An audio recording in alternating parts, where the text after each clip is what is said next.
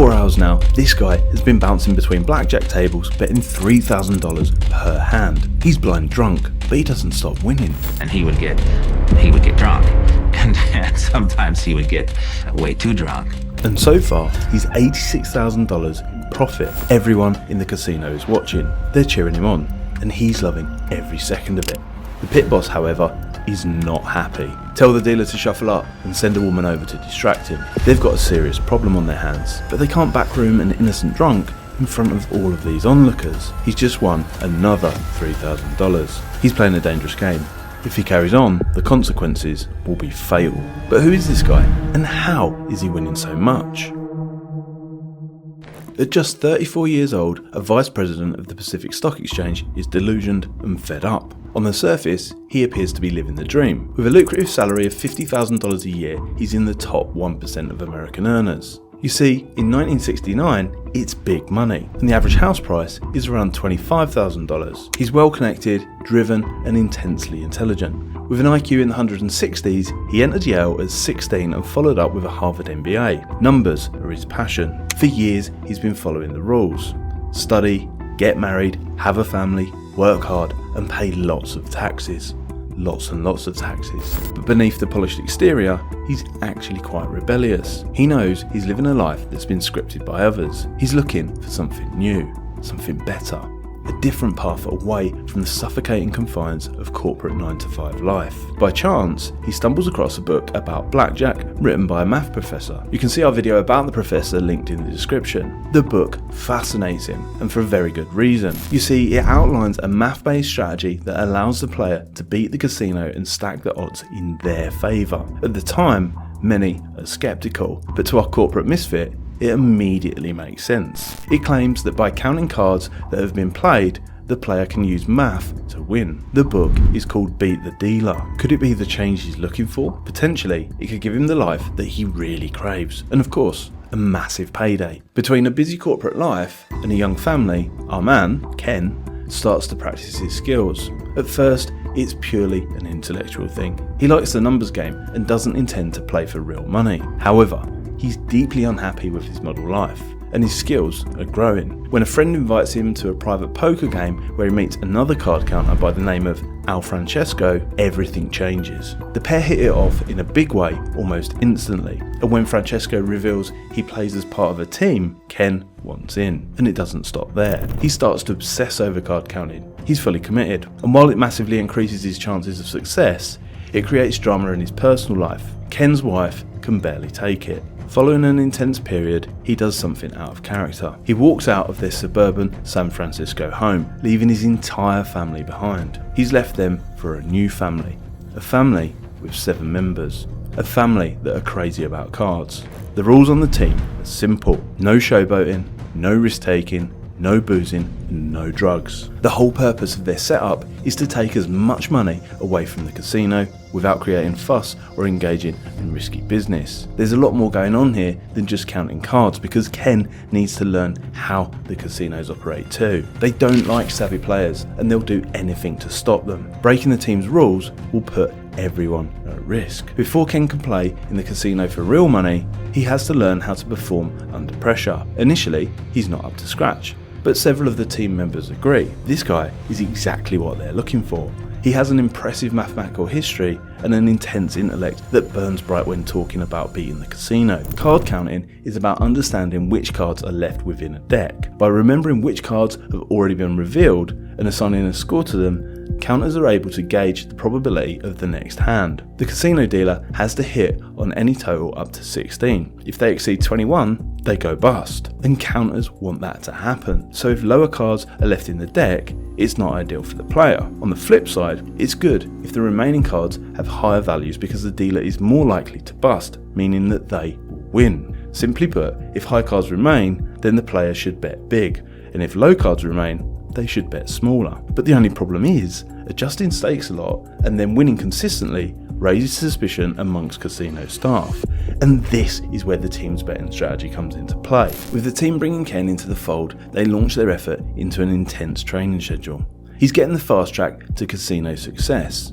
Together, between them, the team has years of casino experience. Not only do they know how to beat blackjack, but they know how the staff think, how the floor managers behave, and what the pit bosses watch out for. Ken is loving every second of it, and his expectations are set even higher than the team's. He plans to become the team's best player, and nobody's more critical than himself. He needs to be able to count down an entire deck quickly, without distractions and without looking like he's using the strategy. During their training masterminds, they set up a mock blackjack table and have others ask him questions, break the flow of play, and even have a beautiful woman sit on his lap. They're all real problems that he will face in a real casino. To keep the count, he must memorise the cards as they're dealt out. 7, 8 and 9 are neutral with a value of 0. High cards are -1 and low cards are +1. The higher the count goes, the more he should bet. If it should reach more than +10, is maximum staking. After weeks and months of practice, his work at the stock exchange is suffering, but he doesn't care. Finally, he's ready to hit the casinos with Al Francesco's team for the first time. Halfway through 1974, he boards a flight to Reno. For the weekend, he'll be operating as part of the team. It's how they plan to avoid being detected. To avoid casino staff noticing them as counters, they'll hide their betting patterns by mixing play between multiple players. For example, Ron and Al might be playing for low stakes at 2 different blackjack tables in the casino. Their purpose isn't to win money, it's to keep the count at their respective table. They won't raise or lower their stakes to deliberately avoid suspicion. However, when the count is high and the deck is hot, they'll use a secret hand signal to call in a big player. For this visit, that's Ken. The big player will stagger across the casino floor, giving the impression that they are at least partly drunk. The main difference being, they only bet big. On the outside, it appears that a drunken high roller has sauntered in, sat at a blackjack table, and then got lucky. After winning, they get up and move on to the next table, where another member of the team is signaling another hot deck, and so it continues. Their first weekend in the casino is a lot of fun. Finally, Ken is beating the establishment. He's escaped the mundane grind of the corporate world. It's a real buzz, and his share of the profit is at $5,000, equivalent to $31,000 in today's money. Better still, the casino's floor manager has just approached him. He's been given a luxury suite and full hospitality package in their accompanying hotel. How greedy can they be? Clearly, the casino have identified him as a drunken stockbroker playing for high stakes, which he is, albeit one that's counting cards. They assume that his winnings are a product of luck. By keeping him gambling for a longer period of time, they suspect to win their money back, and more. This evening is a huge turning point in Ken's life. The team party into the small hours back in the casino's hospitality suite before jumping on a return flight on Sunday. Before long, Al, Ken and the team are repeatedly hitting Las Vegas too. Pocketing $50,000 profit for 2 nights' work becomes quite normal. Wagering $100 per hand soon becomes a thing of the past. They're now betting $1,000 a hand on a regular basis. Despite the team's deception tactics, it's drawing attention of the wrong kind. It's a real problem. The kind of problem that could lead to a significant danger. But Ken couldn't care less. He's living the dream. He's becoming a celebrity amongst the regulars. Fine dining, penthouse suites and premium tickets to the biggest shows, as well as young women and stacks of money to go with it. Women no longer look at him as some sort of geek. He's actually pretty cool and quite appealing. To avoid further scrutiny, he claims that he needs to play the part, which means a little showing off, drinking and partying. The casino lap it up, thinking he's a real sucker, and it feels great. But in reality, the wheels are about to come off. Eventually, the casino are going to work it out, and when they do, it's not going to be pretty. After a long hot summer in Nevada, Ken is thinking about his next move. He's rejected many of society's restrictions, left his wife, and things have never been better. Finally, he feels like the man he was born to be. He thrives in the spotlight, and Vegas is becoming his new home. Against his friend's advice, he quits his job at the stock exchange. He's free to wear what he likes and do what he wants. With no boardroom meetings, high-level executives, or bureaucracy hanging over him, he totally changes his appearance. He's pursuing his casino obsession full-time, and he wants to drastically increase his profits. One night, the team are on fire. With multiple members scattered throughout the casino, Ken is busy placing $3,000 bets at one table. But as he plays, he catches a signal from another team member at a different table. At this point, the team is large. with counters stationed at multiple tables all around the casino. Ron Carr signals that the debt is incredibly favourable where it's sat, but Ken is busy playing. What he does next is quite frankly ridiculous. He asks the casino's floor manager to place bets for him at the other table. His ego has just jeopardised the secrecy of the entire team, and quite rightly, they're furious. They've got a good thing going on here, and he is risking it all. Unsurprisingly, the bets win, and sheepishly, the casino manager returns to Ken's side with his winnings from the other tables. In total, the team clear $100,000 profit that night alone, and over the first 8 months of the year, they've banked more than $1 million. But Al is not happy, and neither are the others. Ken's repeated rule breaking is getting out of hand, and now, potentially, the casino has an opportunity to link up their operation. If nothing else, the casino floor manager won't be forgetting Ken Houston. Over the following weeks, the team continue to rake in big wins, but Ken is oblivious to the amount of attention he's drawing from the establishment. His drinking, initially just part of the act, is becoming more frequent and less controlled. Al's rules about no drink and no drugs have been totally disregarded, and those close to him are concerned. After several months, the casino have started noticing a pattern. The same faces seem to appear on the other tables whenever Ken is playing. From a distance, the casino begins to build a profile for the team, and just a few months after the $100,000 night, the inevitable happens. Ken is confronted by casino staff. He's now facing every card counter's worst fear, the casino backroom. The whole team have been busted. With their identities known and pictures taken, the party is over. The images will now be added to a specialist list of cheaters and unwanted customers before being circulated between all of Vegas's casinos. As a result, many of the team quit overnight. Amongst those thrown in the towel is the team's leader, Al Francesco. It's just too dangerous. The next step is surely violence, or worse. But armed with his newfound confidence, Ken Houston is having none of it. His ego won't allow it. The casino is only letting losers play, and that can't be right. It's not about the money. He has more than enough. Things have just turned personal, and now he's waging war against the casino. A very public one that will make him famous and inevitably lead to the Blackjack Hall of Fame. But of course, it all comes at a price. At 42 years old, Ken Houston launches multiple lawsuits against casinos that have barred him from playing. It's a very public affair because they total more than $80 million.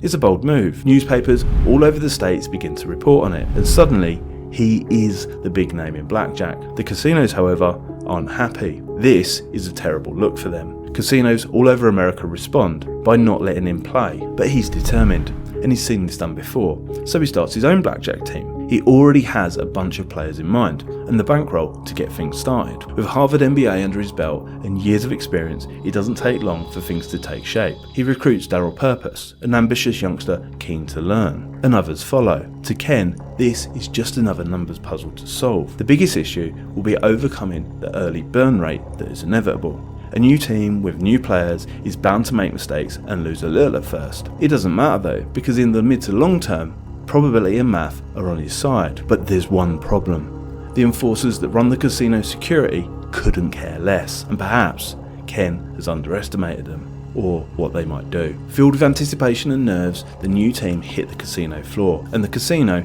don't catch on. It's just like before, although Ken is frustrated. He feels left out. He's craving some of the attention and limelight himself. In a show of cocky defiance that only Ken could do, he steps out of the shadows one evening. Sitting at the blackjack table next to one of his new spotters, he demands a fresh hand to be dealt, and the dealer refuses, leading to further tension. Within minutes, the pit boss is at the table. Ken's had a drink, and now things are going from bad to worse. Ken hurls a mouthful of abuse and expletives at the pit boss. A very, very bad move. Casino security drag him into the back room, and this time, they're not taking photos. Moments later, Ken is fired out of a back exit into the casino's back alley. He's covered in blood, with a swollen face, broken nose, teeth, and contusions of the spleen, kidney, lungs, and liver. It's so bad that he lays in the fetal position on the floor for nearly an hour. He can't move. His beating has come with a message. You're lucky to be alive. There's plenty of holes in the desert that need filling. It's a chilling warning. For the first time, he's physically felt just how dangerous this game is becoming. But as fate would have it, as one door closes, another opens. And fairly quickly. 6 months after the brutal attack, Ken is back in good health. The The broken bones have given him a lot of time to think about it all over an extended period, but he remains defiant. Card counting in Vegas is off limits, although the Jersey Gaming Commission have just passed a judgment on card counting. Finally, somebody recognized, the New Jersey Commission, that counters are not criminals, that skill at blackjack is not a criminal activity. They specifically say that card counters must be allowed to play in casinos. It's legal. The casino's immediate response is to shuffle up so many times that it makes counting impossible. However, several months later, the New Jersey Casino Control Commission pushed through a new rule requiring casinos to play the decks out longer before shuffling. It's a profound change. A change that acts as a massive green light to Ken and all of his friends. Without hesitation, Ken stuffs his belongings into a bag and boards the next flight available. This is a once-in-a-lifetime opportunity, and he knows it probably won't last forever. The popularity of blackjack explodes overnight. People are quite literally sharing the running count at blackjack tables as they play, and the casinos are powerless. Because of previous events, everyone knows who he is. Large crowds gather at the side of the table cheering him on. Once more, he revels in the attention. It's hard work, but he plays marathon sessions of blackjack, sometimes for as long as 12 hours per day. But the fun only lasts for 3 weeks. On Tuesday the 30th of January 1979, the casinos have stepped in. They're barring counters anyway, and worse still, they've started pulling strings with lawmakers. Just as Ken suspected, the casinos are in cahoots with the government. Although he doesn't care so much. He's just made $1 million in 3 weeks, equivalent to $4.3 million in today's money. It's a lavish retirement package for one of the casino world's biggest characters. Unfortunately, just 10 short years later, at the age of 52, he's found dead in his Paris apartment. Official documents show his death was via natural causes, although there was much speculation at the time. Some attributed his extreme lifestyle and recreational choices to his death. Others speculated it was due to the amount of money he took from the casinos. Although one thing is for sure, Ken Houston lived a full life, a life that many dreamed of, and he certainly beat the house. So please tap the like button down below and check out this next story.